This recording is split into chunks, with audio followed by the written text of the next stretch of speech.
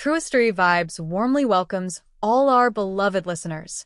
We're so glad to see you again in our familiar time slot. Today, Truistery Vibes brings you a brand new story, one that we hope will touch your heart and stay with you. As you listen, feel free to leave a comment sharing the quote or moment that left the deepest impression on you. Wishing you a wonderful and meaningful listening experience. Early morning light filtered through the honey-colored windows of Sweet Hearth Bakery, casting a gentle glow across flour-dusted countertops and rows of freshly baked brioche. Cora Winslet, at 32, moved with practiced grace behind the marble island, piping cream into warm pastry shells.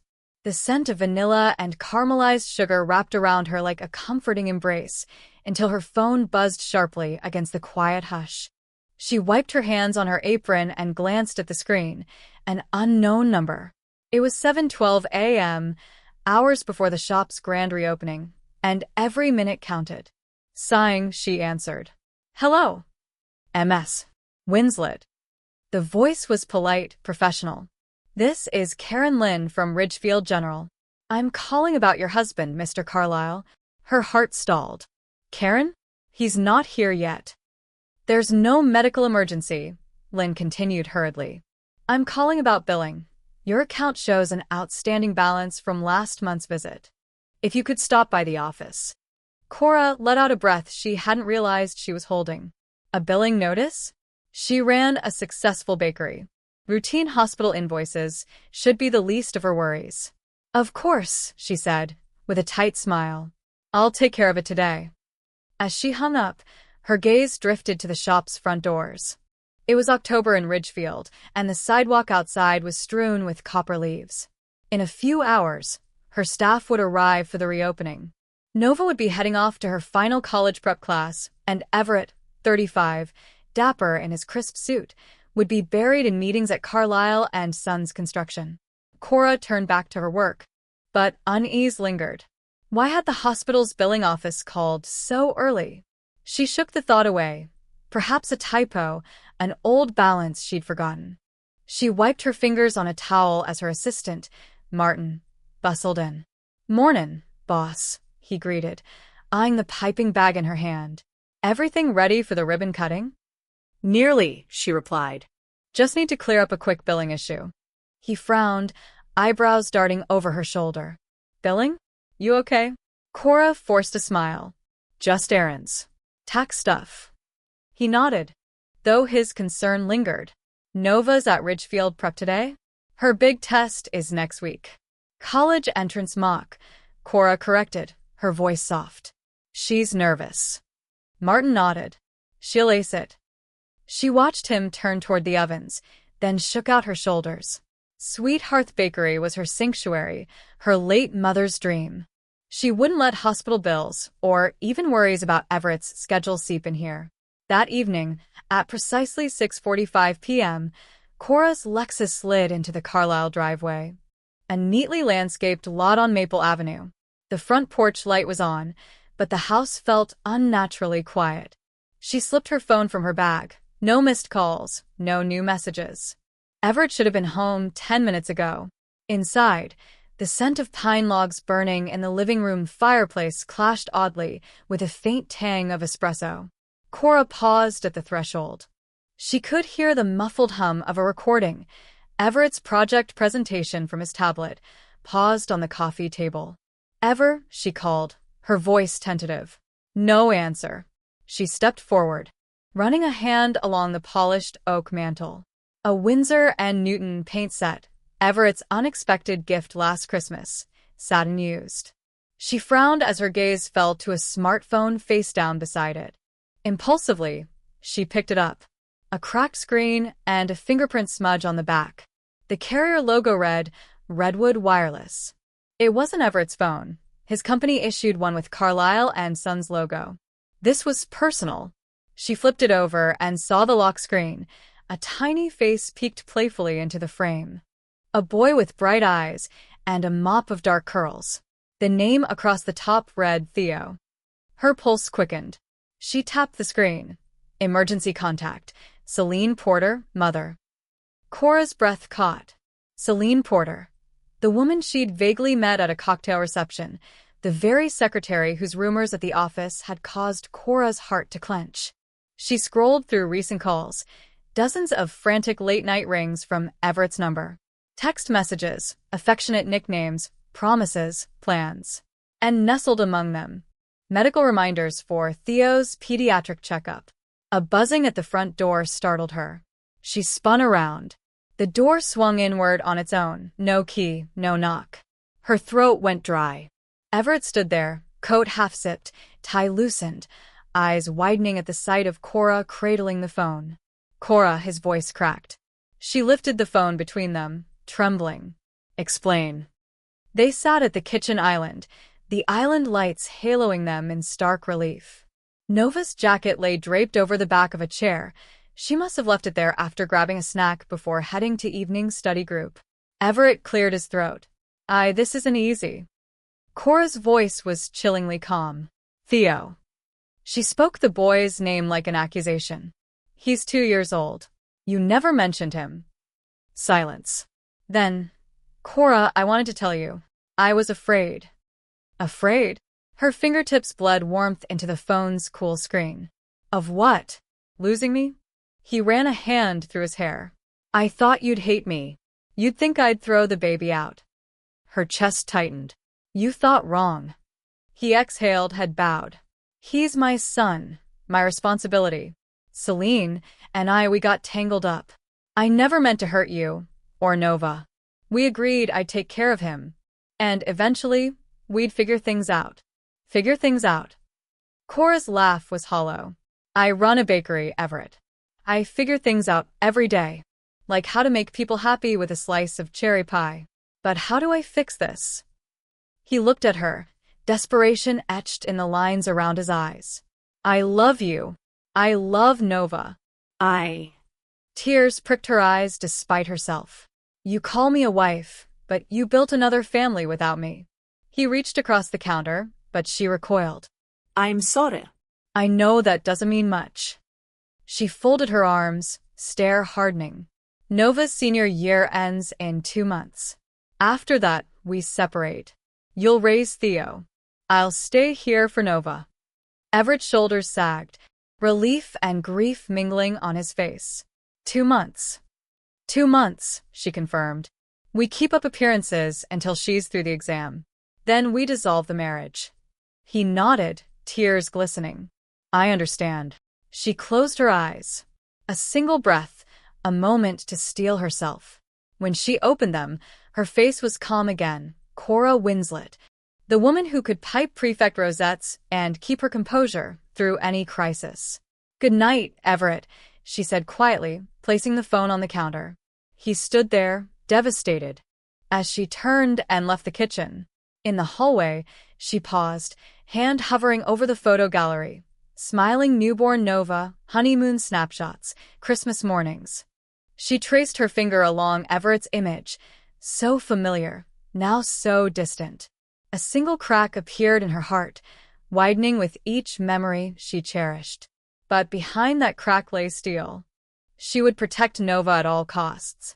And in 2 months' time, she would rebuild her life, one perfect pastry at a time. The simmering twilight of Ridgefield's autumn sky cast long shadows across Maple Avenue as Cora Winslet locked up Sweet Hearth Bakery for the evening. She balanced her phone between ear and shoulder, while securing the last display of lemon tarts that still glowed under the showcase lights. Outside, the crisp breeze carried the scent of fallen leaves and wood smoke, a comforting sign of home. Her assistant, Martin, had already headed home an hour earlier, and Nova was at the library for a late study session. The house on Oak Street waited, warm lights promising cozy solitude and the familiar comfort of her husband's smile. She unlocked her car, climbed in and tapped home in her GPS. Then her phone buzzed again, an unknown number, 3 rings. She hesitated only a moment before answering. Cora Winslet. Her voice was polite but weary. Ma'am, this is Denver County Dispatch. Are you Mrs. Carlyle? A chill raced down her spine. Carlyle? Everett's surname, never her own in medical records. This is Cora Carlyle. There was a pause. Ma'am, I'm calling about a reported single-vehicle collision near Sunrise Fuel on Route 47. Her breath caught. My husband is the registered owner. The dispatcher continued. We have multiple units en route. Can you give me a callback number where we can reach you for updates? Cora's mind swirled. He should be in Seattle tonight. He had that late project meeting. The life fell flat in her own ears.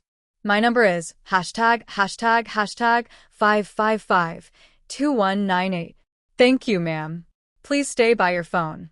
We'll update you as soon as we confirm the driver's identity and condition. Before she could respond, the dispatcher hung up. Her hands trembled. Cora pressed the phone to her chest and closed her eyes, willing her heart to slow. Everett at a gas station in Ridgefield? Sunrise Fuel was a convenience stop he might swing by driving home from a late client dinner, but tonight, he had insisted on catching the 5:30 flight back to Denver. He was supposed to be 3 hours ahead by now. She started the car, slamming it into gear without regard for smooth shifting. The engine roared to life, and the taillights of the bakery faded behind her. 20 minutes later, Cora barreled off Route 47 onto the rutted gravel path that led to Sunrise Fuel. The station's flickering neon sign, half-burned and warped by years of weather, buzzed like a dying insect. Pump numbers cast pool-like reflections on the slick asphalt. A lone attendant, wearing a reflective vest and wielding a broom, glanced up in mild alarm as her Acura SUV skidded to a halt. "Ma'am, you okay?" he called, stepping forward. She threw the car door open. Was there an accident here? He hesitated, fear flickering in his eyes. We had one call around 8:40. SUV silver, license plate beginning with CAR, looked like a Mercedes. You know if that was yours? Her heart sank. My husband drives a silver BMW X5. She stared at the ground, searching the shadows. Then she saw it, a twisted hulk of polished metal, half hidden behind the pump's protective bollard.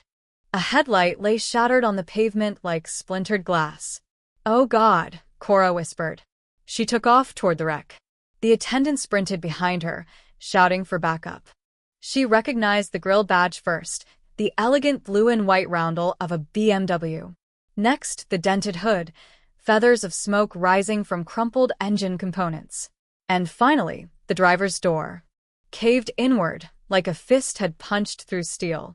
Sir, can you hear me?" she cried, fumbling for the door handle. It clicked open on its own. The metal groaned in protest. Inside, the world was a red haze. The dashboard light hovered in the gloom, painting Everett's face in sickly crimson. His eyes were half closed, eyelashes wet. Blood trickled from a cut on his temple, streaking his cheek. He coughed, choking on his own breath. "Everett." Cora's voice cracked as she leaned in, reaching for his hand. It was ice cold. He blinked once, then croaked. "Cora." Tears blurred her vision. She turned to the attendant. "Call 911 again. Tell them to hurry." He fumbled for his radio, shouting over the crackle of static. Within moments, the distant wail of sirens grew louder, echoing against the station canopy. Paramedics arrived in force, boots thundering on concrete. They slid a stretcher beside the wreck and carefully extricated Everett, wrapping him in a thermal blanket. Cora hovered, watching every movement, every flicker of his eyelids. An EMT checked his pulse. Strong but racing, heart rates 130. He placed a hand on Everett's shoulder. "Sir, can you squeeze my hand?" Everett's fingers twitched around the EMT's glove. "That's good," the medic said. "Let's get him on oxygen. Possible head trauma, helmet or seatbelt." Cora shook her head with tears streaming down her face. "Seatbelt. He always uses it." They loaded him onto the stretcher and lifted him into the ambulance. Cora climbed in, her knees threatening to buckle. The rear doors slid shut behind her. The EMT inserted in four-line. Another strapped a cervical collar around Everett's neck. "Ma'am, we're taking him to Ridgefield General. It's about 10 minutes up the road," the paramedic said, voice gentle but firm. "Can you tell us what happened?" She closed her eyes, whispering, He must have lost control. Hit the curb, then the pump. A flash of pain contorted Everett's face. Cora gripped his hand. "Stay with me," she pleaded. "Stay with me." The ambulance lurched forward, blue lights slicing through the station's neon gloom. The engine roared, tires screeching on wet pavement as they turned onto Route 47. Cora watched the world blur past the rear window, heart pounding like a drum. She had no idea how she'd explain this to Nova, or how her life would look once the dust settled. But as the road stretched out before them, lit by the ambulance's strobes, one thought echoed in her mind: she would not let him slip away. Not tonight. And so they raced, sirens wailing, into the darkening night, two hearts bound by love and shock, hurtling toward an uncertain fate. The sliding glass doors of Ridgefield General's emergency entrance whooshed open as the ambulance's sirens cut suddenly silent. Paramedics hoisted Everett Carlyle onto a stretcher, wrapping him in a crisp white sheet stained with dark rivulets of blood. Cora carefully climbed into the back, her knees threatening to buckle. Nova's school bag heavy on her shoulder despite having dashed here straight from the library. The fluorescent glare inside the ER hit her like a wave. Antiseptic clung to every surface, and a dozen frightened faces turned toward their arrival. "Room 4, barked a triage nurse with a badge reading Angela Price RN. She took Everett's hand, smoothing his eyelids closed. "We need vitals and imaging stat." Two orderlies whisked him down the corridor on noisy wheels, beeping monitors trailing behind. Cora and Nova trailed them into a small alcove, where a clipboard and computer terminal waited. "Ms. Carlyle?" Nurse Price asked. "We'll need your insurance card and medical history." Cora fumbled with her wallet as Nova hovered protectively. The nurse's practiced eyes flickered over Everett's chart, then back to them. "He has a hard helmet on. Seatbelt injury suggests possible head trauma. We'll go straight to CT scan."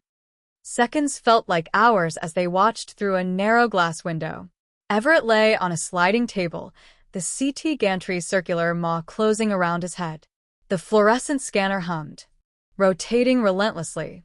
Cora pressed her forehead against the glass, silently willing the images to show nothing serious. Nova's knuckles turned white as she gripped her mother's arm. Moments later, a radiology tech in lead apron escorted them to a small waiting area. "Doctor will be here soon," she said, eyes kind but distant. The walls were pale green, designed to calm anxious relatives. But the steady drip of saline and muted heart monitor bleeps offered little comfort. Cora sank into a vinyl chair, her stomach twisting. Nova sat beside her, knees drawn up, tears threatening to spill. "Mom, is he going to be okay?" Nova whispered, voice trembling. Her dark hair fell forward, obscuring her face. Cora cupped her daughter's cheek, brushing away a loose strand. "They're doing everything they can, sweetheart. Let's stay hopeful." A soft knock at the doorframe announced Dr. Raul Fernandez, trauma surgeon. His eyes, warm beneath steel-rimmed glasses, held a practiced gravity. "Ms. Carlyle, Nova," he began gently. "I'm Dr. Fernandez. I've reviewed Everett's scans." He paused, letting the sounds of the ER fade into the background. "He has a depressed skull fracture on the right temporal bone, a subdural hematoma, bleeding around the brain, and multiple rib fractures. His right femur is also fractured." Cora felt the room tilt. She gripped the armrests. Will he survive?" Dr. Fernandez exhaled. "He's stable for now, but the bleeding must be evacuated. We need to operate immediately to relieve the pressure on his brain. If we don't, there's a high risk of permanent damage." He glanced at Nova, then back to Cora. "I'll assemble the surgical team. You may see him for a moment before we take him back." "Thank you, doctor," Cora managed, voice tight. She turned and pressed a kiss to Everett's pale forehead as the nurse peeled back the sheet, revealing bruised skin around his temple. She swallowed sobs. "Hang on, Everett. Please." Nova leaned over to whisper to her father's ear, though he could not respond. "I love you, Dad. I need you." They stepped out into the corridor, and Dr. Fernandez led them to a small consultation room. A wooden table, 2 chairs, sterile, utilitarian. He turned his attention back to them. The surgery will take 2 to 3 hours. There are risks. Infection, continued swelling, even coma. But it's our best chance. Cora pressed her hand to her chest. We trust you. He nodded. Stay together. You'll get updates the moment we have news. With that, he strode back to the hors d'oeuvres, leaving Cora and Nova alone with the hum of distant monitors. Time stretched. Cora paced the waiting room worn vinyl floor, each footstep echoing like a drumbeat. A janitor mopped by, eyes sympathetic. Nova sat clutching her mother's hand, rocking slightly, tears sliding silently down her cheeks. Cora gathered her in a fierce hug, feeling Nova's small body tremble. You're so brave, she whispered. An hour passed. Then, 2. The fluorescent lights overhead began to flicker, but no one dared call the maintenance line. Nova closed her eyes, leaning her head on her mother's shoulder. Cora rubbed her back, thinking of every memory, Nova's first steps in this very hospital lobby, Everett proudly cheering at her cross-country meet. Suddenly, the double doors slid open. Dr. Fernandez stood framed in the harsh light. Cora bolted upright. Nova clutched at her mom's sleeve. He made it through surgery, Dr. Fernandez said, voice steady. There was significant swelling, but we evacuated the hematoma and secured the skull fracture with a titanium plate. His femur was stabilized with an intramedullary rod, and we repaired 3 rib fractures. He hesitated. He's currently in ICU, sedated and on a ventilator. We'll taper sedation as swelling decreases. It'll be 24 to 48 hours before we know about any neurological deficits. Relief and dread warred inside Cora. She exhaled shakily. Thank you, doctor. Keep him in your prayers, Nova said softly, surprising them both with her composure. Dr. Fernandez gave a faint, encouraging nod. He left, and Cora wept openly, Nova clutching her hand. They sank into chairs, shoulders pressed together. Relief unfolded like a fragile bird in their chests. Minutes later, a nurse appeared with blankets and warm beverages. You two look like you've been here forever, she said gently. Cora managed a weak smile. Feels like it. The nurse wrapped a blanket around Nova. At 2:30 a.m., a respiratory therapist led them down a hushed corridor to the ICU. Machines chattered. Alarms blinked. Everett lay on a bed draped in crisp white sheets. Head shaved around the surgical site, a silver plate glinting above his right ear. Tubes fed him oxygen, fluids, medication. His chest rose and fell in slow, mechanical rhythm. Cora reached out, brushing his hand.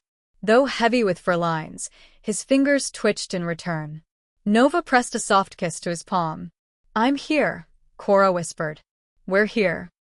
They lingered until their eyes grew heavy, then silently backed away, hearts full of fragile hope. Outside the ICU, they settled into designated waiting chairs. Cora rested her head on Nova's shoulder. Tomorrow, Nova murmured, we'll call his office, call school, and tell Mom about Grandpa. Cora nodded, tears glimmering. Tomorrow. And as dawn threatened the horizon, mother and daughter sat side by side, united in fear, bound by love, waiting for the next update on Everett's fight for life. A sudden stillness claimed Everett Carlyle as anesthesia and trauma drugs wove a fog around his senses. His last conscious thought was a sharp ache behind his right eye, then nothing but light. He felt weightless, suspended in an expanse of pale gold mist. At first, panic flared. Where was his body? What had happened? Then, as the fog parted, he realized he hovered several feet above the ICU bed, observing the scene below with crystal clarity.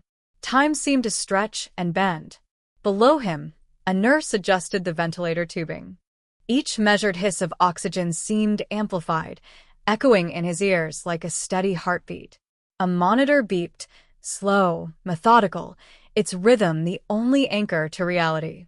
Everett's gaze drifted to the glass partition beyond which sat Cora and Nova. Cora, perfectly composed, sat rigid on a vinyl chair. Her dark hair, usually tied back in a casual ponytail, was neatly brushed, framing a face set in calm determination. In her hands, she clutched a folded blanket, blue, Nova's favorite color, yet she didn't wrap it around herself. Her eyes, glossy but unyielding, stared straight ahead, fixed on the door to the operating room. Nova, perched on the edge of her mother's seat, pressed both palms together as if in silent prayer. Tears pooled briefly at the corners of her eyes, but she blinked them away, her chin wobbling only once. Even in her fear, Everett recognized the same steel resolve that had carried her through algebra exams and late-night practice sessions. He felt a swell of unexpected pride that both the women he loved carried his name so fiercely. Dr. Fernandez appeared in the hallway, shoulders squared, surgical cap in hand. He approached Cora and Nova with measured steps, voice muted through the glass. Everett couldn't hear the exact words, but he saw Cora nod once, sharply, as if steeling herself for bad news, and then exhale, a single, controlled breath that seemed to steady even the tremble at her eyelids. In that moment, Everett's heart soared at her strength, but it panged at the cost. He recognized the hollow sacrifice etched into her features, that she must carry this burden alone. A sudden tug pulled Everett's attention to another corner of the room. There, Celine Porter knelt on the floor beside a small hospital chair. The top button of her blouse was undone, her hair falling loose around her shoulders, damp with perspiration. In her arms, she cradled a tiny, wide-eyed boy, Theo, his dark curls matted to his forehead. Celine rocked him almost violently, her tears soaking his tiny shoulder. "No, no, Daddy," she whispered through ragged sobs. "You can't die. You promised." Theo looked up at her with innocent confusion, his big brown eyes blinking.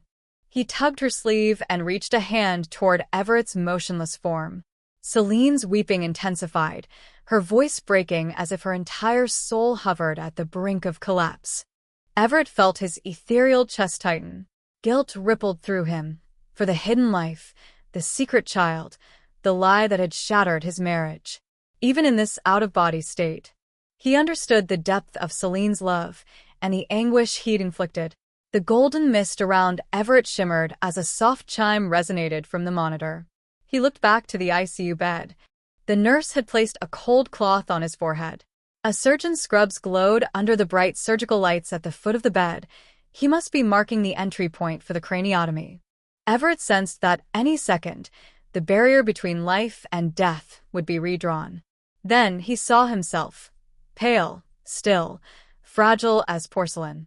A thin line traced across his scalp, already stitched with the outline of a titanium plate. His chest rose one breath, then paused. He recognized the sight of his own body as though it were a stranger. A pang of desire surged through his spirit. He wanted desperately to return, to speak to Cora, to comfort Nova, to hold Theo.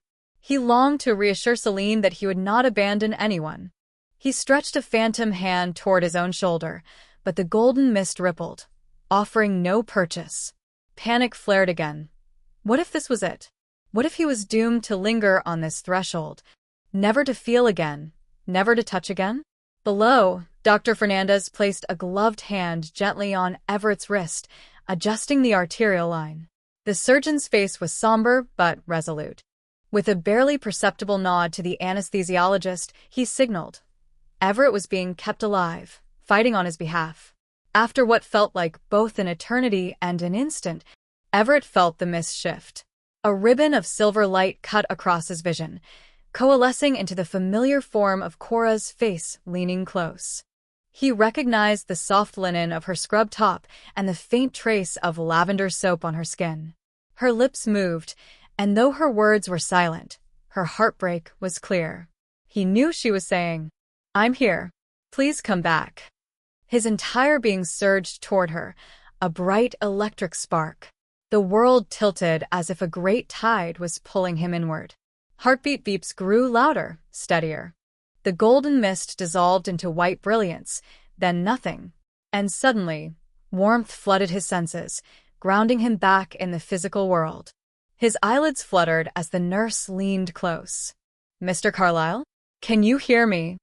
Everett's lungs burned as he drew a ragged breath through the ventilator tube. His chest rose, then fell. The relentless beep of the monitor tracked his heartbeat. 86, 88, 90. The rhythm steadied into a normal pace. He heard Nova's quick intake of breath, Cora's hand clasp his with surprising tenderness. Tears welled in his own eyes as he exhaled a trembling response. He felt himself beginning to cry, tears of relief, of regret, and of fierce gratitude. Still dim and disoriented, Everett sensed something shift in the air. The golden mist had vanished, but its gift remained. He carried with him the clear image of Cora's unwavering calm, Nova's quiet courage, and Celine's raw, desperate grief. He felt, for the first time in a long while, the weight of his choices, both the lightness of regret and the promise of redemption. As Dr. Fernandez re-entered the room and smiled, albeit reservedly, Everett knew his second chance had come, and he vowed, in that moment of fragile awakening, to make every heartbeat count. Everett drifted through the haze of unconsciousness, weightless and untethered, as though his very soul had slipped free from the confines of flesh and bone. All around him, the hospital's harsh lights dimmed to a soft golden glow, and the steady beeps and hisses of machines became distant echoes. In that surreal silence, he saw his life unfold in a single, continuous tapestry of images and emotions, memories that floated before him like lanterns on a midnight sea. The first flicker of remembrance took him back to the auditorium at Ridgefield High, where he stood at 18, trembling under the glare of stage lights. He could feel the rough edge of his self-drafted speech in his hand, the weight of every expectant gaze in the packed seats. Beside him, Cora's elegant figure in pale blue shimmered under the same lights. Her confident smile had always seemed a promise of something brighter. And for a moment, he believed that anything was possible. Yet possibility can be fragile. The next wave of recollection brought him to a suburban kitchen where he was 12, seated at a formica table opposite his mother, Mary Ann Carlyle. Her auburn hair caught the morning sun through the blinds as she set a bowl of oatmeal before him and kissed his forehead.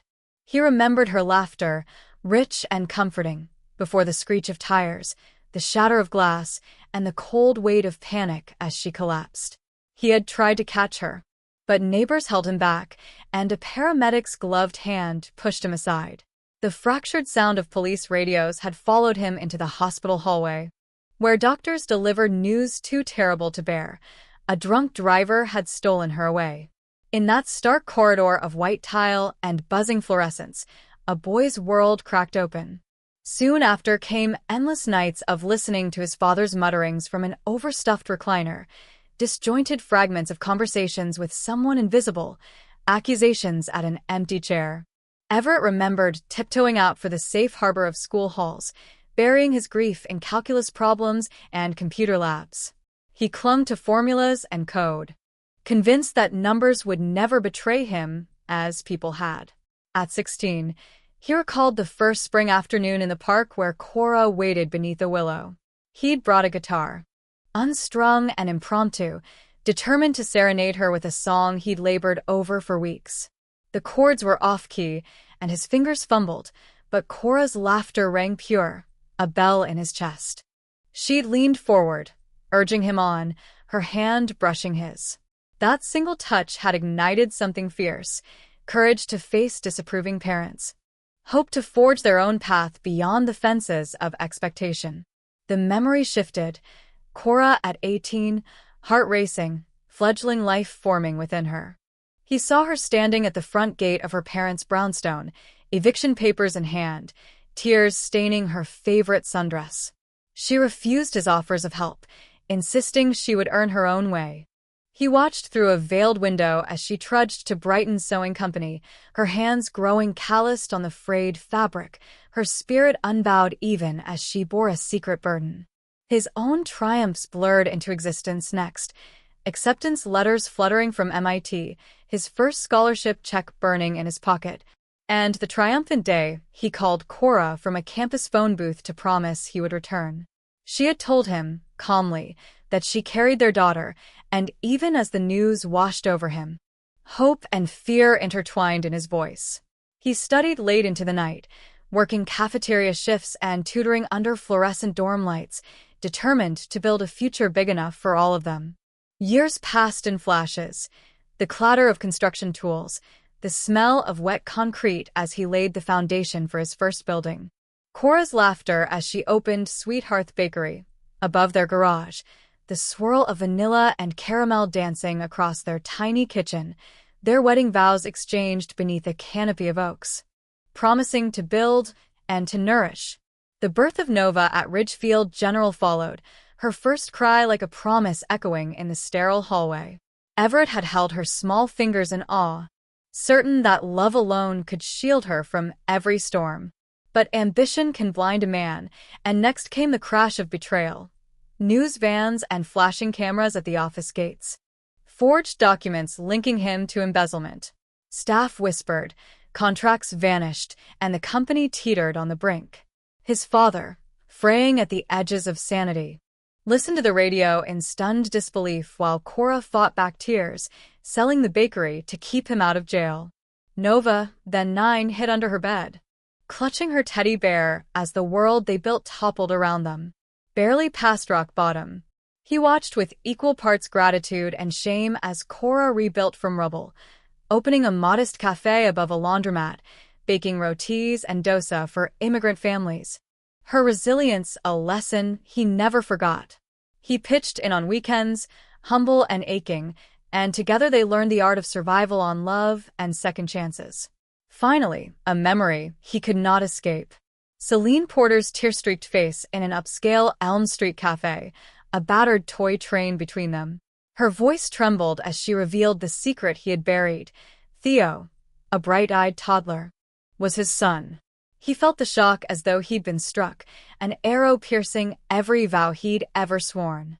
The weight of his betrayal settled in his chest, and shame burned fiercer than any high school heartbreak or bankruptcy. In that moment, the tapestry of his life pulsed with both beauty and sorrow. He saw Cora's strength, forged in shared victories and solitary sacrifices. He witnessed Nova's budding courage through every challenge. He felt Celine's desperate love and young Theo's bewildered trust. The bubbles of memory surrounded him, each one a testament to choices made and chances lost. Then the golden mist sighed, dissipating like dawn's first light. And Everett felt himself compelled back through the haze. His body lay on the ICU bed, ventilator breathing for him, monitors beeping in measured reassurance. He blinked, gasping as awareness flooded back. Cora knelt beside him, tears in her eyes, her hand warm on his wrist. Nova hovered close, pressing his other hand against her cheek. In the doorway, Celine held Theo, his small face peering curiously over her shoulder. Everett's heart trembled as he absorbed their faces, the sheer weight of his second chance settling on his chest. The memory tapestry had taught him that life is built not just on blueprints and balance sheets, but on love. Beautiful, messy, unbreakable love. And in that precise, suspended moment, he vowed to forge a new chapter worthy of every memory that had brought him here. Everett awoke to the steady hiss of the ventilator and the quiet beep of the ICU monitor. His eyelids fluttered, heavy as though weighed by a lifetime of regrets. He tried to blink open, to focus on the world around him, but the white glare overhead blurred every edge. A thin tube ran beneath his nose, feeding him oxygen. Tubes and wires trailed from his arms and chest like lifelines. He heard a soft sniffle. Turning his head with agonizing slowness, Everett saw Cora Winslet kneeling beside his bed. Her dark hair was pulled back in a tight bun, strands of gray at her temples catching the fluorescent glow. Her eyes, usually so composed, were red-rimmed and swollen. Her hand clutched his like a lifeline of its own. "Everett," she whispered, voice breaking. You're back." He tried to form words, but his throat felt raw. He managed a hoarse croak. "Cora?" She exhaled in relief. "Sho, it's okay. You're awake." Nova peered then, slipping quietly past the curtain that divided their room from the corridor. She held a small paper cup of water and 2 pills. Gently, She placed them on his bedside tray. "Mom said you need to start swallowing solid soon," she said, voice trembling. Everett swallowed, the water scratching down his throat. He managed a nod. He'd have to relearn even the simplest tasks: chewing, speaking, walking. He felt raw with shame and possibility. The next dawn found Everett in a private room on the step-down unit. The ICU had been too sterile, too distant. Here, the walls were softly painted, a large window framing Maple Avenue's early morning bustle. Cora sat in a chair pressed close to his bed. Nova dozed on the adjacent recliner, thin blanket draped over her legs. A teddy bear, Theo's, lay forgotten between them. Everett forced himself to sit up. His muscles trembled, protesting. Cora sprang up. "Let me." "No," he rasped. I have to try." She paused, worried. He swallowed, reached for her hand. "I need to stand." Nurse Angela Price, his stalwart guardian angel, entered with a wheelchair. "Let's do it, Mr. Carlyle. One step at a time." Cora held his arm as the nurse guided his legs off the bed. Pain lanced through his rib cage, a cruel reminder of fractures that had been wired together under titanium plates. He clenched his teeth and rose, guided into the wheelchair. Each movement cost him a fresh wave of agony and a renewed sense of gratitude for pain itself, proof he was alive. By midday, he transferred himself confidently enough to a walker. Cora and Nova walked behind, ready to catch him if he faltered. He rounded the nurse's station and offered a weak smile to the staff. They nodded, pride in their eyes. For the first time since the accident, Everett felt hope flicker. Rehabilitation began the following morning. Physical therapist Marcus Lee, a towering man whose gentle encouragement made him seem smaller, guided Everett through stretches and leg lifts. "Remember," Marcus said, leaning close, "the body remembers movement better than the mind remembers pain." Everett took each step with painstaking care. He focused on his daughter's face, imagining her cheering him on at a cross-country finish line. He remembered the day she'd fallen, skin scraped in an upstate hiking accident, and how Cora had washed the wound with silent tenderness. He would honor that kindness by never giving up. After exercises, Cora wheeled him to the hospital cafe. The smell of coffee and fresh fruit offered a small normalcy. Everett sipped a strawberry smoothie, sweet and cold. Cora slid a napkin toward him, eyes hopeful. "Today was good." He nodded. "Feels like progress." Nova beginning. "You walked 10 feet yesterday. Today it was 15. Cora smiled at her daughter, pride mingling with relief. Everett reached out and took both their hands. "Thank you both." By day 5, he was allowed to return home under a modified care plan. The Carlisle townhouse, once a symbol of his success, looked strangely empty. The driveway was swept clean. The porch light gleamed against early evening. He hobbled to the front door, cane tapping with each cautious step. Inside, Cora had cleared the main floor of obstacles. The kitchen table bore a simple meal: chicken broth, soft potatoes, and applesauce. A vase held a single sunflower, Nova's idea, Cora had said. They settled in the living room, the old sectional pulled from the attic storage. Nova curled at Everett's feet. Cora sat beside him, her hand never leaving his. In the quiet, Everett felt the unspoken question hanging in the air. Would this broken man ever be whole again? He met Cora's eyes. "I'm sorry," he whispered, "for everything."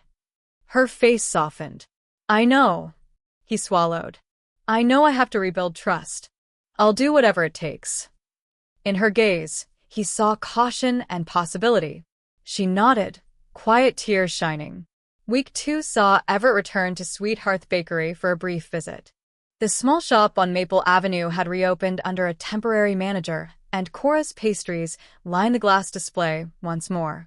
He hobbled inside, greeted by the comforting scents of vanilla, caramel, and fresh dough. Staff members paused their tasks to greet him. "Welcome back, Mr. Carlyle. Good to see you up and about." Their warmth buoyed him. He stopped at the front counter, meeting Cora's eyes. She handed him a scone, blueberry, his favorite. He bit into it, tears springing. "It's perfect," he murmured. Cora smiled. A small bridge spanning the distance between apology and forgiveness. That weekend, they hosted a family brunch in their backyard. A small table held platters of scrambled eggs, crisp bacon, and fresh fruit. Everett manned the grill, just pancakes and sausages, under Nova's playful supervision. Theo toddled about, constantly stopping to hug his father's legs. His steps were unsteady, but he guided Theo's chubby hand to the edge of a plastic chair. Cora watched from under a wide-brimmed sun hat, her expression a blend of hope and vigilance.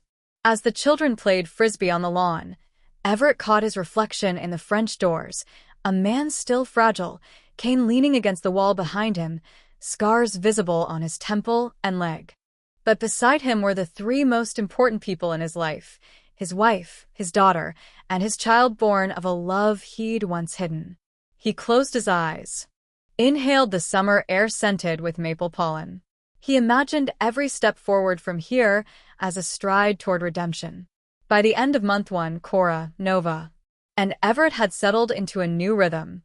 Mornings began with Cora's sourdough. Everett monitored the starters rise on their back porch, her instructions steady in his ear. He capped the jar, renewed with water and flour, a metaphor he couldn't ignore. Hearts needed feeding, tending, and time to rise. At midday, his physical therapist visited their home, guiding him through chair stretches in the living room, working on balance as Nova practiced violin in the corner. Cora prepared lunches, watered-down vegetable soup and crustless quiche. Afternoons were quiet.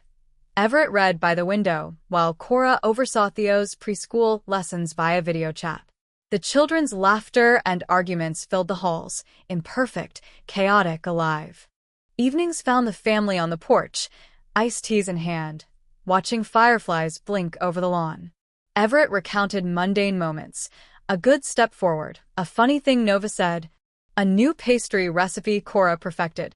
His voice was steady, warm. Cora leaned against him. "Thank you," she said softly. He kissed her temple. "I'll say it 100 times a day, if it means anything." By 6 weeks post-surgery, Everett walked without assistance inside the house, cane abandoned by the back door. He made breakfast, scrambled eggs with chives, toast, a dollop of homemade blackberry jam. Nova poured orange juice. Cora set the table, sunlight dancing on her hair. They ate together, a family whole in the simplest of acts. Everett watched his daughter's bright face, felt the gentle warmth of Cora's hand on his back. He realized the hardest work, walking, talking, cooking, was secondary to this, showing up day after day, choosing to stay in the light. Outside, the world carried on. Birds sang, neighbors watered their gardens, Maple Avenue traffic hummed in the distance. But inside their home, silence had been replaced by laughter, pain by possibility.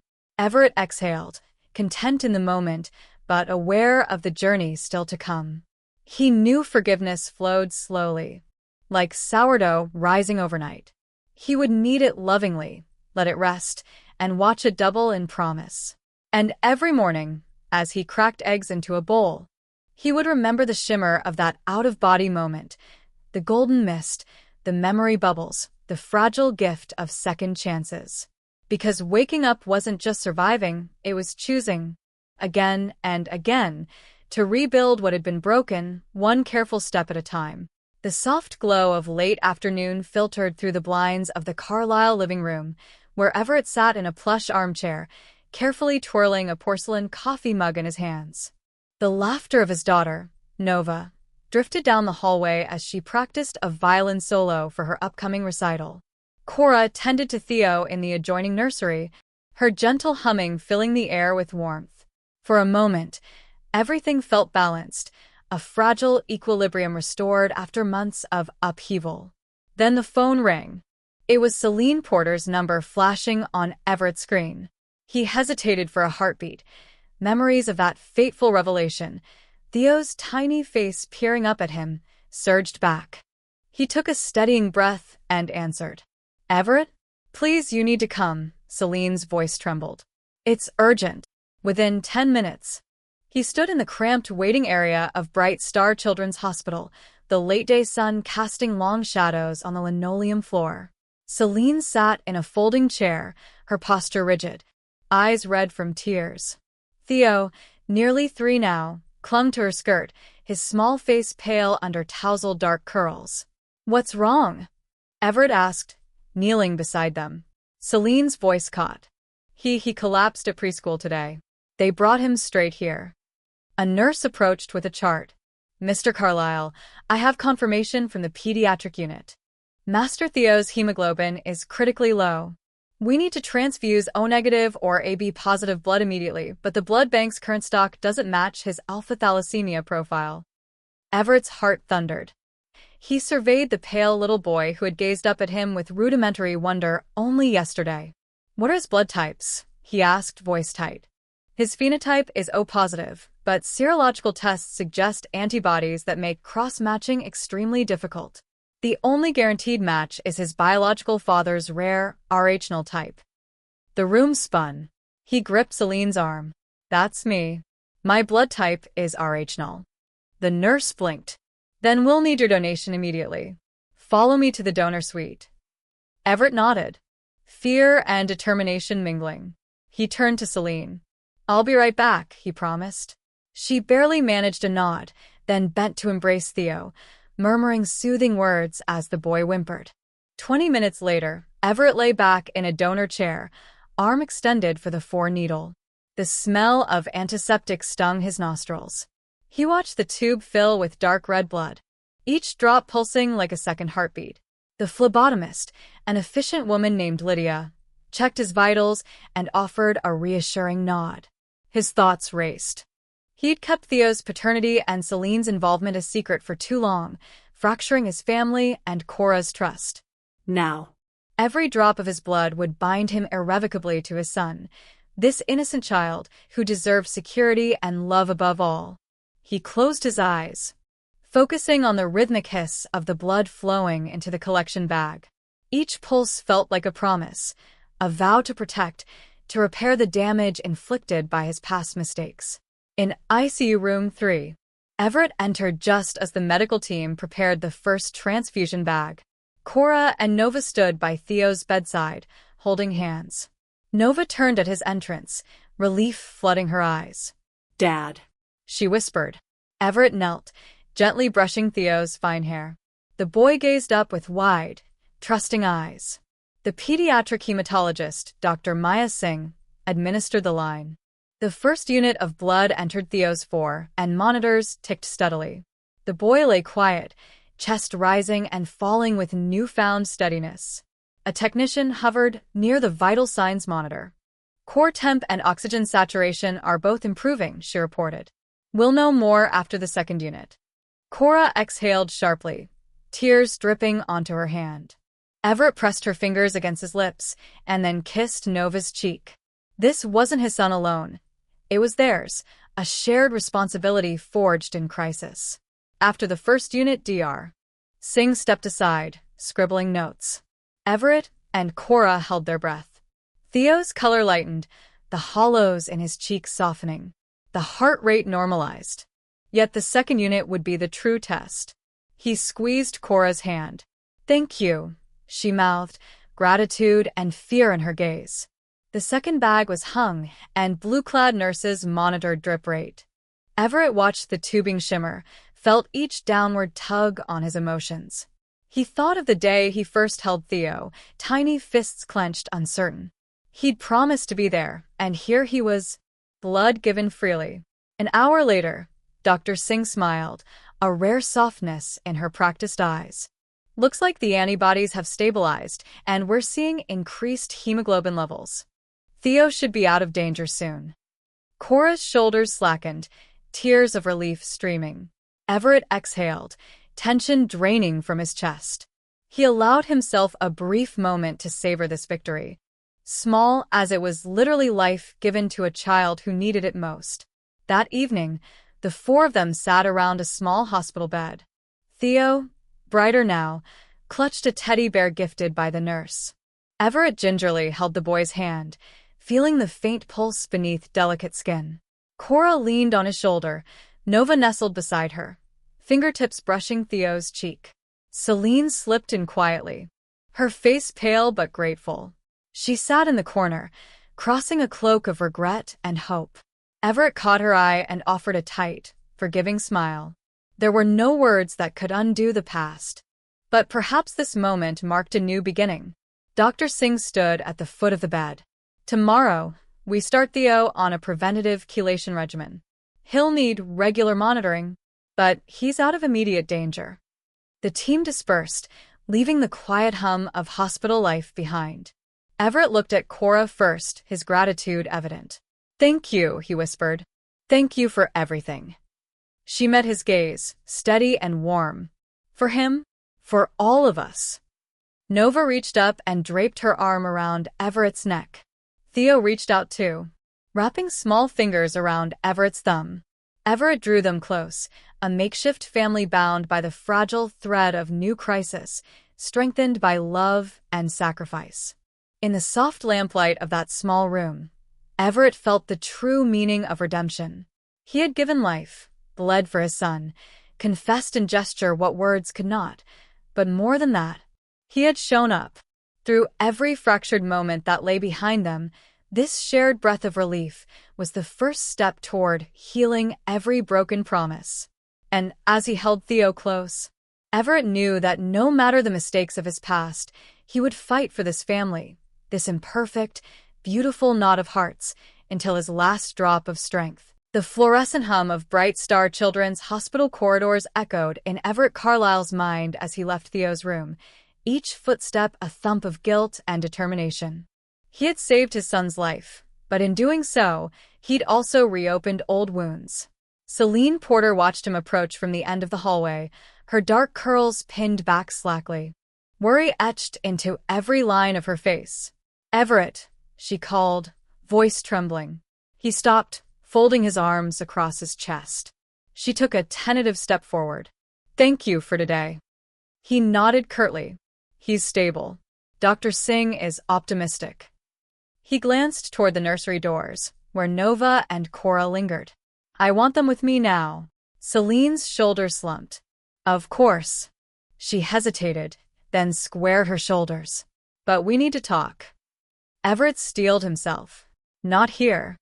He nodded toward a private alcove by the nurse's station. Celine followed, eyes wary. They stood facing each other beneath a muted bulletin board strewn with pediatric posters. On the surface, they were calm. He in crisp hospital scrubs, she in a fitted blouse and cardigan. But beneath lay a churning tide of history, hidden phone calls, whispered promises, a secret child. Celine crossed her arms. "I've given you a lot of space these past months, but this," she motioned toward the ICU doors. "I need to know where you stand." Everett inhaled. The memory of Cora's steady hand on his when he first awoke, Nova's small, unwavering gaze, and Theo's tentative clasp of his finger flickered through his mind. "What do you want me to say?" he asked quietly. She drew a shaky breath. "Do you?" Her voice cracked. "Do you want me? Do you want Theo?" His gaze hardened. "You and I, we were never meant to build a family." The words tasted of regret. "I owe you gratitude for everything you've done, for keeping him alive when I couldn't be there. But I made my choice long before today." Celine's eyes brimmed. "Your choice?" "Cora," he said, unflinchingly. "My wife. Our daughter. They waited for me to come back. They forgive me, and I won't throw that away." A tear slid down Celine's cheek. "So that's it? I'm just collateral damage?" His heart ached. "You're Theo's mother. That bond is yours alone. But my place is with Cora and Nova. I'll provide for you both legally, financially. I'll be in Theo's life. But I can't pretend this is more than what it is." Celine closed her eyes, trembling with heartbreak. "Everett, I love him. I love you." He reached out, brushing a fingertip against her hand. "I know." She jerked away, anger flaring through the grief. "Well, I loved you both. I gave you everything." "I'm sorry," he began, voice soft but resolute. "I know." Celine's voice shook. I need to know you mean what you say. I do, he replied. She nodded, tears shining. I'll hold you to that. Everett nodded. I understand. That evening, Everett returned to the Carlisle townhouse on Maple Avenue, the front porch light throwing his shadow long across the walkway. Cora was in the kitchen, her back turned, chopping vegetables in calm, rhythmic motions. Nova sat at the table, sketching campus buildings for her upcoming art portfolio. Theo sat in his high chair, stacking soft blocks. Cora glanced up as he entered. You're home early. He crossed to her side, placing a gentle kiss on her temple. I had something to finish. Her brow furrowed. Is everything okay? He closed his eyes, steadying himself. Yes. Everything's clear. Cora set down the knife. Then let's eat. Nova piped up. Daddy, you missed story time. Everett picked up Theo from the high chair. Then story time it is. He carried his son to the living room, where a low bookshelf groaned under bedtime books. Cora followed, setting out pillows on the floor. Nova crawled next to her brother, eyes bright. Everett opened a storybook of moonlit adventures, letting Theo choose the tale. As he wove words of brave explorers and starlit quests, he felt their small hands nestle into his. Cora sat close, brushing a strand of hair from her face. The hush of bedtime enveloped them. When the story ended, he closed the book gently. I love you, he whispered to Cora. She looked at him, a world of emotions in her gaze. Relief, caution, hope.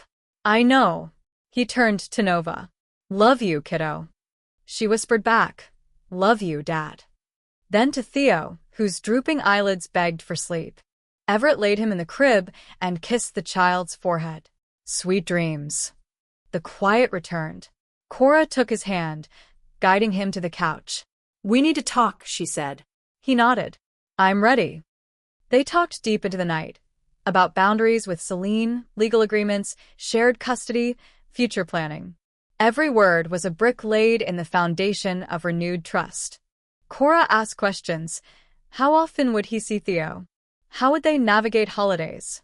He answered with honesty and compassion, two qualities he vowed never to neglect. When they finished, they sat side by side in silence, the moonlight pooling at their feet. Cora rested her head on his shoulder. Thank you, she whispered. For staying, he replied. Over the next weeks, Everett met with a pediatric lawyer and drafted a custody plan. He set up a trust fund for Theo's education. He coordinated with Celine to share medical updates, to attend real family gatherings, a blended chapter that honored every parent's role. At the bakery's seasonal fall festival, Everett and Cora stood side by side behind the Sweethearth booth. Nova handing out pumpkin pastries, Theo toddling at their feet with Celine watching quietly from a bench.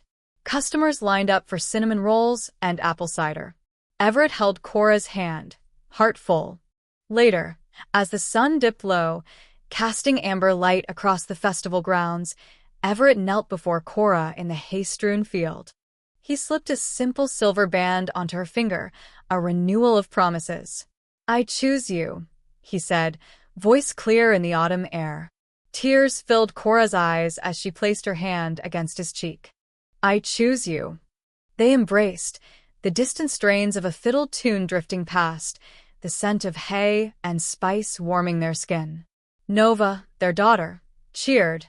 Theo waved his little hand.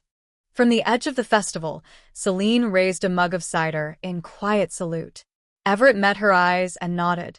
Life's tapestry is woven with both joy and pain.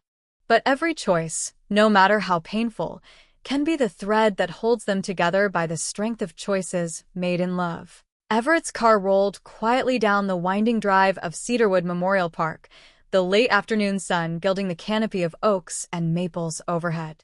He parked near the stone entrance, where wrought iron gates marked the threshold between the living world and hallowed ground. A cool breeze stirred golden leaves across the gravel path as he stepped out, smoothing the collar of his jacket. In his pocket was a small bouquet of white lilies, his mother's favorite, and a single long-stemmed rose for his father's marker. He walked in silence, the crunch of leaves beneath his shoes the only sound. His gaze drifted across rows of headstones, each one a testament to a life lived, a story told. He found the familiar engraved name, Charles E. Carlyle, his father. The date of passing was etched there, a reminder of years lost to grief and his own mistakes. Everett paused before the gray stone, his breath catching in his throat. 10 years had passed since Marianne's accident, and his father's heart had fractured in two.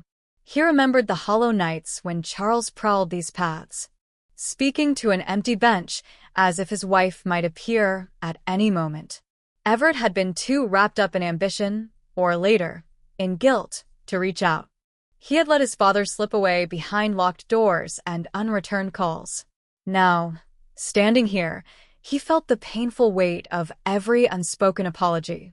Kneeling on the damp earth, Everett placed the lilies at the base of the marker, the soft petals brushing against carved stone. He rested the rose next, its red blooms startling against the white flowers. He closed his eyes and bowed his head.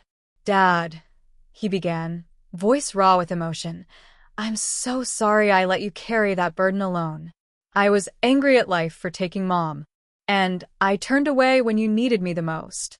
He drew in a trembling breath, picturing his father's once strong hands that had held him as a child, guiding him through scraped knees and science fairs. "I should have been there for you," Everett continued. "Instead, I chased work, success, and later, I made choices that broke my own family. But you never gave up on me. You loved me even when I didn't deserve it." A gust of wind rustled the leaves overhead, scattering a few golden blades across the stone. Everett brushed them aside and reached into his pocket, retrieving a photograph of his father on the day Everett graduated from MIT.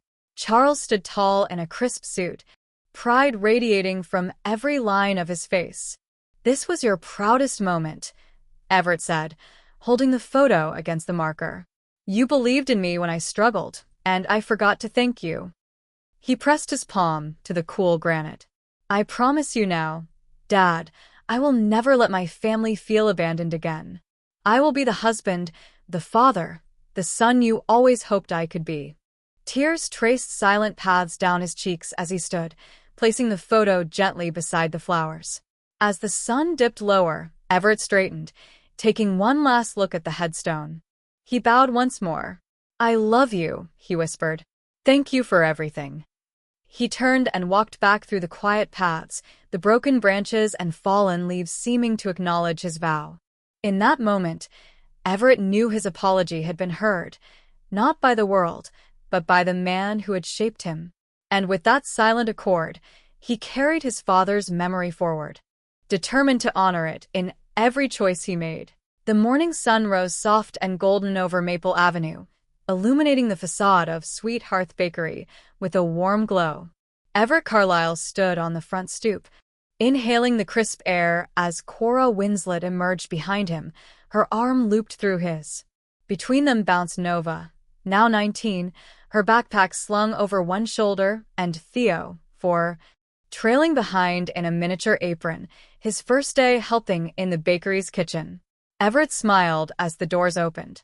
Inside, the counter gleamed, rows of freshly baked brioche, cranberry scones, and almond croissants beckoned. Beyond the display case, the kitchen bustled.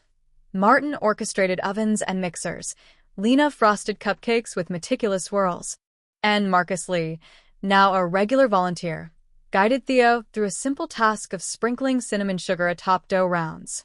"Morning, family," Everett greeted, sweeping Theo into his arms. The boy grinned, red sugar dusting his cheeks. Nova reached up to tousle her brother's hair. Cora slid behind the register, her eyes bright. "Happy first day of summer vacation," she teased. "I expect a full report on the summer reading list later." Nova rolled her eyes, then winked at Everett. "I needed that push to finish my art portfolio. Now I can actually sleep past 6. Sweet Hearth Bakery had become the heart of Ridgefield's community. Locals queued for sourdough loaves, tourists snapped photos of the hand-painted sign, and weekend markets spilled onto the sidewalk. But for Everett and Cora, It was more than a business. It was a testament to survival, forgiveness, and renewal. That afternoon, after the morning rush subsided, the family loaded into their SUV for a day trip to Silver Pine Lake. Green hills rippled on either side of the winding road as radio static gave way to Nova's new playlist of folk pop. Theo bounced in his car seat, chanting, "Adventure! Adventure!" At the lakeside picnic area, they set out a blanket beneath towering pines. Cora unpacked mason jars of lemonade. Nova assembled turkey sandwiches. Everett unloaded a basket of pastries gifted by the cafe staff. Theo darted toward the water's edge, collecting smooth stones and tossing them with gleeful splashes. "This is perfect," Cora sighed, leaning against him. He wrapped an arm around her, forest scents and distant laughter mingling. "We should do this every month." Everett nodded, pulling out a small notebook. "I've been thinking, maybe we expand evenings here. Live music nights at the bakery's patio, a monthly community potluck?" He watched Cora's eyes light up. "Let's do it," she agreed. "And Nova can curate the art displays." He smiled at their daughter, who grinned back before chasing Theo across sun-dappled grass. On the hill overlooking the lake, they found a wooden bench carved with initials, M+L98. Nova read aloud. "Someone else found their happy place here." She nudged Everett. "Our turn." He took Cora's hand. "Let's carve ours." Pulling a pocket knife from his jeans, he traced E+C25 into the weathered wood. Cora watched, eyes misty, then slipped her hand into his. "Forever," she said softly. They stood and embraced, the afternoon light wrapping them in a halo. Theo toddled back, clutching a small pine cone, and Nova snapped a photo for Instagram. Back in Ridgefield, the bakery's patio had been transformed. Twinkle lights strung between posts, vintage lanterns on each table, and a small stage set for an open mic night. Everett adjusted the sound system as Cora greeted customers. Nova arranged her watercolor prints along the side wall, vibrant scenes of local landmarks and family moments. That evening, Theo performed his own show, banging plastic spoons on a metal bowl. The crowd laughed and applauded. Cora hoisted him high. Encore. Nova read from a scrapbook of family photos, narrating each memory. Everett took the microphone last, his voice steady. "Thank you all for believing in us, even when we fell apart. Tonight, we celebrate second chances and the joy we find together." The patio erupted in cheers. Lantern light danced on happy faces. Everett scanned the crowd. Cora beamed at him. Nova bounced in delight. Theo waved to everyone. Even Celine Porter stood at the back, smiling and clapping. Theo ran to her, burying his face in her skirt. Everett felt the final pieces of his life click into place. Weeks later, Nova's graduation ceremony at Ridgefield Preparatory Academy painted the auditorium with pomp and pride. Nova walked across the stage in cap and gown, accepting her diploma with a flourish. Everett, Cora, and Theo cheered wildly from the front row. As applause thundered, Everett's chest swelled.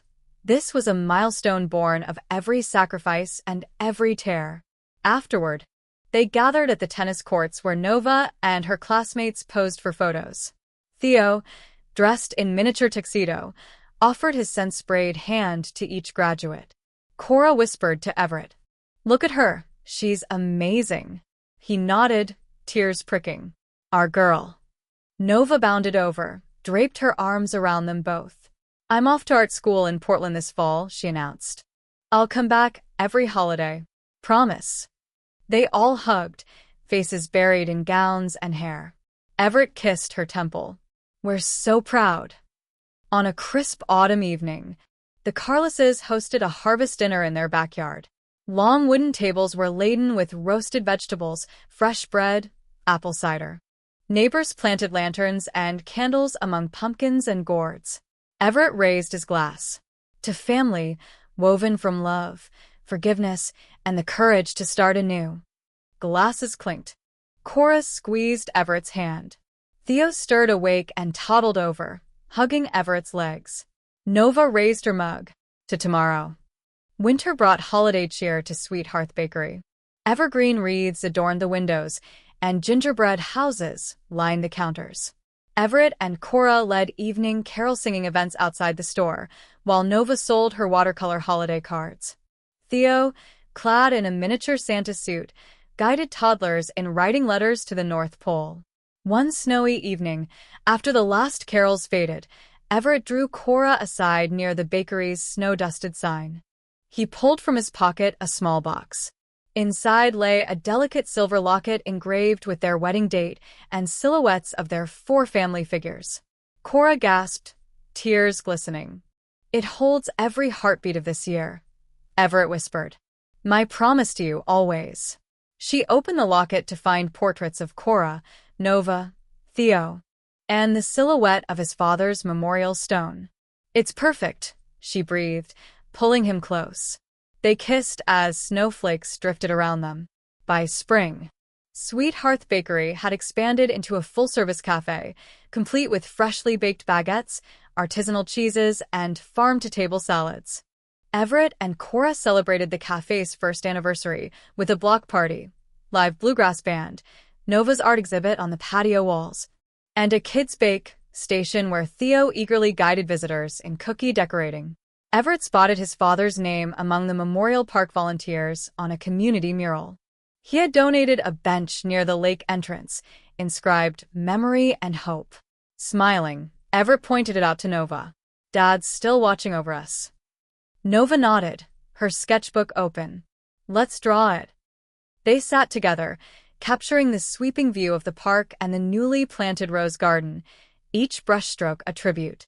Cora joined them with iced tea. The 2 women exchanged a knowing glance. 2 pillars of his life, harmony restored. The final epilogue found Everett and Cora hosting a family reunion picnic by Silverpine Lake. A long table groaned under a feast. Roasted squash, fresh bread, smoky ribs, and a chocolate gateau crowned with fresh strawberries. Grandparents, aunts, uncles, and cousins gathered, their laughter drifting across the water. Nova read a poem she'd written about beginnings and endings. Theo counted cousins in a game of tag. Celine and Everett stood at the water's edge, hands entwined, gazing at the sun's reflection. Everett bent and kissed Theo's forehead. "You're my miracle," he whispered. Cora laid her head on his shoulder. "We're all miracles," she said softly. As twilight surrendered to stars, Everett led a toast. To family, woven from love, forgiveness, and courage to start anew. Glasses raised under the open sky. The Carloses and their loved ones shared a moment of perfect stillness, a mosaic of hearts aligned. And in that serene hush, Everett felt the future stretch before him, brighter than any memory, richer than any triumph, built on the promise of forever. In the soft glow of dawn, with sweet aromas drifting from the bakery's windows, happiness bloomed at last. Steadfast as the oaks lining Maple Avenue, unbroken by storms, rooted in love's enduring soil. And that brings us to the end of today's story on Truistery Vibes. Don't forget to leave a comment with a quote or moment that touched you the most. Your words give our team the motivation to keep creating more heartfelt stories. Thank you for listening, and we'll see you again soon.